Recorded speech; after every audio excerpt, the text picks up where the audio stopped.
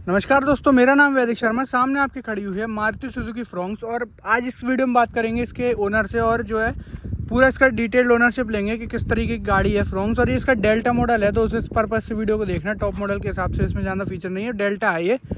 तो सबसे पहले अपना इंट्रोडक्शन करा देते हैं इसके ओनर से। तो आप अपना थोड़ा सा इंट्रोडक्शन दे दो पहले। मेरा नाम गौरव है और मैं गुना का रहने वाला हूँ। ये मैंने 14 फरवरी बसंत पंचमी के दिन 2024 में ये गाड़ी ली थी। 2024 मॉडल है ये। हाँ। तो सबसे पहले क्वेश्चनों की शुरुआत करते हैं। पहला क्वेश्चन ये है कि फ्रोंक्स ही क्यों और इसका डेल्टा मॉडल ही क्यों? मैं एक्चुअली 2 महीने पहले से सर्च कर रहा था गाड़ी। तो पहले टाटा की गाड़ियाँ ली थी, चूँकि मैं ट्रैवल करता हूँ तो मैंने कई जगह पे व्यू लिए थे। तो टाटा का मेंटेनेंस थोड़ा सा महंगा पड़ता है, तो इसलिए टाटा को मैंने उस टाइम पे छोड़ दिया था।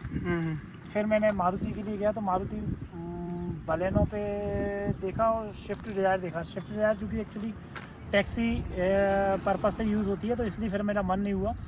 बलेनो देखने गया था तो बलेनो, और उसी टाइम पे मुझे फ्रांस का मुझे एक्चुअली पता नहीं था बेसिक पहले। तो मैं फर्स्ट टाइम जब देखने गया था तो मुझे फ्रांस का लुक वाइज अच्छा लगा। इसका ग्राउंड क्लियरेंस है वो अच्छा है, कंफर्ट है, बैठने में कंफर्ट है। तो बलेनो से ये मतलब कई महीने में मुझे कंफर्ट लगा था।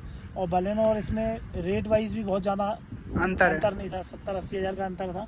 तो फिर मुझे लगा कि मुझे फ्रांस लेना चाहिए। बेस मॉडल में ले रहा था, फिर मैं बेस मॉडल से थोड़ा सा 2-3 दिन मैंने रिव्यू लिया, तो फिर बेस मॉडल से फिर मैं डेल्टा बेस सिग्मा से डेल्टा पे आ गए। और साथ में बलिनो और इसके साथ में और कौन कौन सी देखी थी?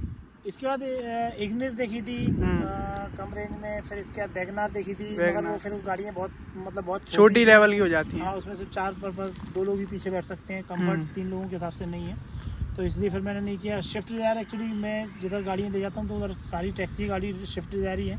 तो वो टैक्सी पर्पज से मुझे थोड़ा सा सही नहीं लगा, घर पर्पज से लेना थी तो एक इसलिए वो छोड़ दिया। बलेनो का मॉडल वो है बहुत दबा हुआ है, तो ऐसा थोड़ा सा, हाँ, मतलब ग्राउंड क्लियरेंस कहने का मतलब उसका नीचा है और ये थोड़ी सी बड़ी भी। कंफर्ट उतना बहुत ज़्यादा नहीं है। हाँ, तो गाड़ी ये थोड़ा सा गाड़ी हैवी लगती है, थोड़ा सा एसयूवी लुक लगता है इसका आगे से। तो गाड़ी मस्त है। इसका फिर व्यू वगैरह मैंने देखे 2-4 दिन, तो इसके व्यू भी अच्छे थे। तो इस पर्पज से, और फिर मेरा जो बजट के हिसाब से भी अकॉर्डिंग ठीक था, तो मुझे फिर ये लेना ठीक है। डेल्टा आपने ले लिया। अब डेल्टा वेरिएंट में जो जो फीचर आते हैं प्राइसिंग के हिसाब से आपको सारे सही लगते हैं? हाँ, इसमें बस 1-2 व्यू है। एक्चुअली इसका जो फ्रंट लाइट था, हाँ, वो थोड़ा सा इसका, हाँ, इसमें हाईवे के हिसाब से सही नहीं था। क्योंकि मैं हाईवे पे चलता हूँ तो सामने से जब फ्रंट फोकस लाइट पड़ता है तो फिर हमारा लाइट पूरा डिम हो जाता है, फिर हमें कुछ दिखता ही नहीं है। तो एक लाइट का थोड़ा सा वो था। और पीछे का जो सीट है उसमें अगर 6 फुट वाला व्यक्ति बैठेगा तो फिर थोड़ा सा सिर टकराएगा। हाँ, तो वो अगर वो सीधे बैठता है तो फिर उसका सिर टच होगा। तो वो मुझे लग रहा है कि पीछे का हाइट थोड़ा सा बढ़ा नहीं थी। हाँ, 2-3 इंच और ऊंचा होना चाहिए था। अब लाइट की अगर मैं आपको बता दूं, इसमें आपको है ना हेलोजन में प्रोजेक्टर मिलते हैं ऐसे, तो वो लाइट के थोड़ा सा फोकस कम मारते हैं। और इसके बैठने के अंदर का कंफर्ट कैसा लगा आपको? बैठने का कंफर्ट अच्छा है। बाकी हाइट को अगर इग्नोर कर दिया जाए तो कंफर्ट अच्छा है। 3 लोग आराम से कंफर्ट। अब वो मतलब बहुत ज़्यादा हाइट वाला होगा तो वो तो फिर परेशान होगा, तो फिर आगे बैठना पड़ेगा उसको। 6 फुट वाला पीछे बैठने में दिक्कत आएगा, 6 फुट वाला नहीं बैठ सकता। अब कितने की ली थी आपने? बिल्कुल ऑन रोड कितने की पड़ी है आपको? ये मुझे पड़ी थी 9,07,000। 9,07,000 डेल्टा मॉडल। इसमें मैंने 30,000 का करीबन मैंने एक्सेसरीज काम करा लिया। अच्छा, 9,07,000 का भी डाउट बनेगा कि इतनी सस्ती कैसे पड़ सकती है डेल्टा मॉडल। इसमें हमने ग्वालियर मेले का आरटीओ वाला बचा लिया था पैसा, तो 30% आरटीओ का डिस्काउंट हमें मिला था। उसमें करीबन 32,000 के आसपास, 32,500 ऐसे है ना, ऐसा कुछ डिस्काउंट मिला था। हाँ, तो वो फिर हमारे इधर ग्वालियर मेले का जिन लोगों को नहीं पता मैं बता दूं, ग्वालियर मेले में 50% आरटीओ माफ हो जाता है अपने जनवरी से और मार्च तक। तो वो 1 महीने चलता है, लगभग 2 महीने। तो उस टाइम पे 50% आपका पैसा बच जाता है। तो एक वो जो पैसे वहाँ बचा है वो आपने एक्सरीज में लगवा दिए। तो ये थोड़ा सा अपना डेल्टा प्लस जैसा लुक वगैरह इसका आपने कर लिया। इसीलिए एक्चुअली वो ग्वालियर मेले की वजह से थोड़ा सा जल्दी लिया, लेकिन मुझे अप्रैल तक लेना था। हाँ, फिर मैंने ग्वालियर मेले का डिस्काउंट मिल रहा था तो फिर मैंने जल्दी ले ली, पहले लिया उसको गाड़ी को। फ्यूल इकोनॉमी एवरेज वगैरह कैसा लगा इसका? एवरेज इसका अच्छा है, 20 तक का एवरेज अभी इसने निकाला है। एसी में, एसी के साथ में लंबे टूर पे 20 का एवरेज, और लोकल में 16-17 तक एवरेज दे देती है, मतलब 20 तक पहुंच जाती है। हाईएस्ट आज तक कितना दिया? 22 तक निकाला है इसमें। एक आध बार का भी निकाला हो? निकाला इसका हाईएस्ट जब हाईवे पे मैं गया। क्या स्पीड पे चलते हो आप हाईवे पे? लगभग मैं एक्चुअली इसका स्पीड तो मैंने एक तो गाड़ी 120 के आसपास चलाया, बाकी नॉर्मल में 80-90 ही चलाता हूँ। नॉर्मल सेफ्टी पर्पज से भी 80-90 से ज़्यादा मैं ले जाता नहीं हूँ। इसमें आपको 4 सिलेंडर 12 सीसी पेट्रोल इंजन देखने को मिलता है। तो गाड़ी कहीं पे दबती वगैरह है क्या? ऐसा लगता है क्या कहीं दब रही है हाईवे पे या एसी चलाने पे? एसी चलाने पे गाड़ी बिल्कुल नहीं दबी, और मतलब 4-5 लोग भी बैठ के हम गए हैं, मगर कभी गाड़ी ऐसी नहीं दबती, मतलब 4-5 लोग, मतलब सभी लोग अच्छे पर्सनलिटी के थे, तो सभी लोग बैठे थे, तो एसी में नहीं दबी गाड़ी। और वैसे अंदर जो सीटिंग कंफर्ट है या लेग स्पेस है बीच का, पीछे वाली सीट का, वो सब कंप्लीट है, कंफर्टेबल है। गाड़ी को 10 में से आप कितने स्टार देना चाहोगे एज ए ओनर, फ्रोंक्स गाड़ी को पर्टिकुलर?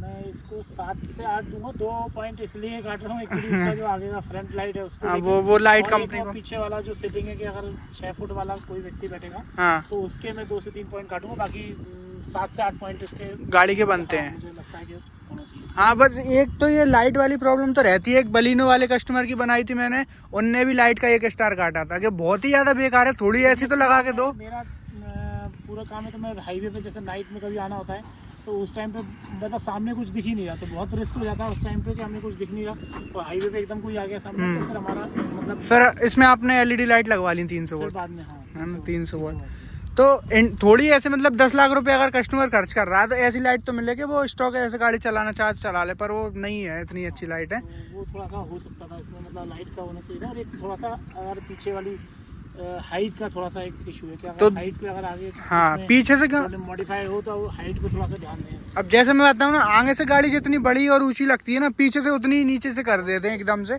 तो वो पीछे से छोटी लगती है। बाकी डिग्गी का स्पेस वगैरह कैसा लगा आपको?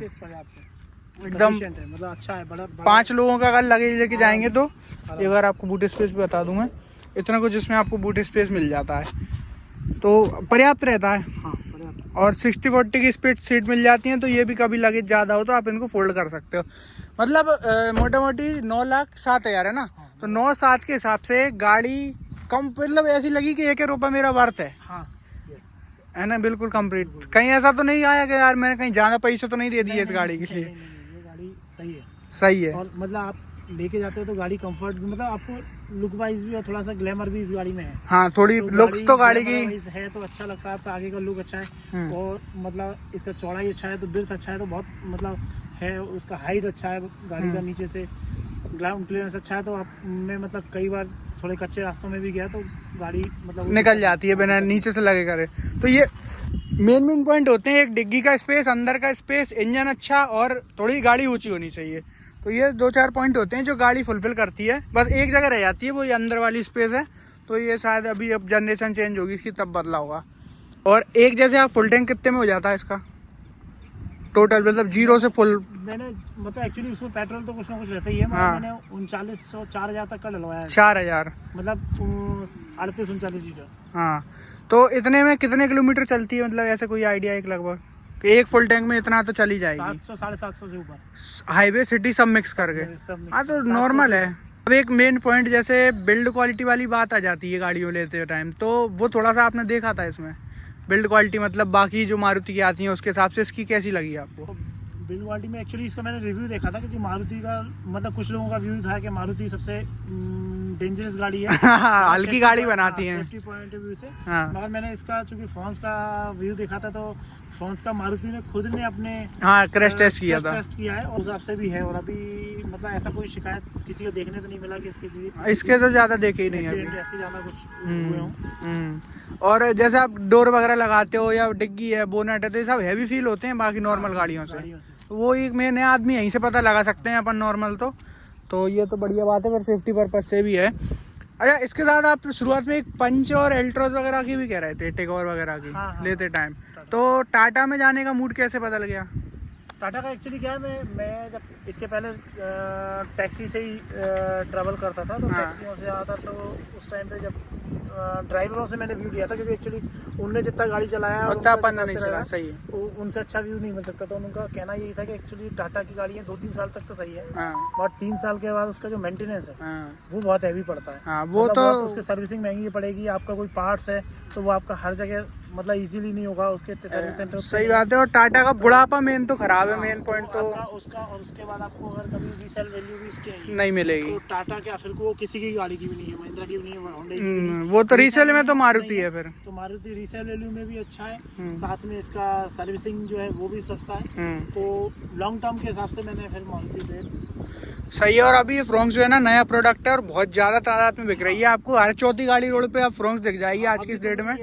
कई जगहों पे कई सिटियों में जाता हूँ तो छोटी छोटी सिटियों में भी मतलब हाँ मिल जाए अवेलेबल। वो सब लोग पसंद कर रहे हैं गाड़ी को, क्योंकि ओवरऑल एक जो डिजाइन है ना लुक पे ही आदमी एक मन आ जाता है कि गाड़ी देखने लायक तो है।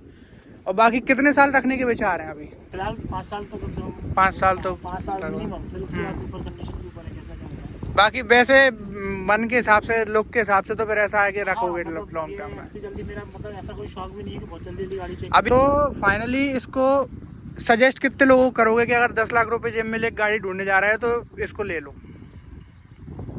ऐसे सजेस्ट करोगे? 5 सीटर में किसी को चाहिए तो मुझे लग रहा है कि ये गाड़ी बेस्ट है। 10 लाख में 7 सीटर गाड़ी कोई आती नहीं है। 10 लाख में से आर्टिगा भी है 11-12 पार हो जाती है। 12 भी आएगा तो बेस मॉडल आएगा तो मतलब सही है ये गाड़ी। और सिग्मा के हिसाब से डेल्टा लेना भी सही तरह वो है, क्योंकि एकदम से इसमें फीचर ज़्यादा मिल जाते हैं, थोड़े ज़्यादा मिल जाते हैं। और फिर थोड़ा सा ये है और इसका इंटीरियर लुक भी बहुत अच्छा है। जैसे एक बार मैं अगर आपको दिखाऊं तो इसका इंटीरियर लुक जो है इस तरीके का मिलता है इसमें पूरा। ये तो कह रहा है एक्सेसरीज का पार्ट है, सारी सीट कवर वगैरह, बट जो स्क्रीन वगैरह है या फिर ड्यूल टोन में दिया है ये वाइन कलर में, तो ये थोड़ा सा अच्छा लगता है। ये इन्होंने थोड़ा सा अच्छा निकाला लुक वाइज, तो अच्छा है मतलब शानदार है इसका।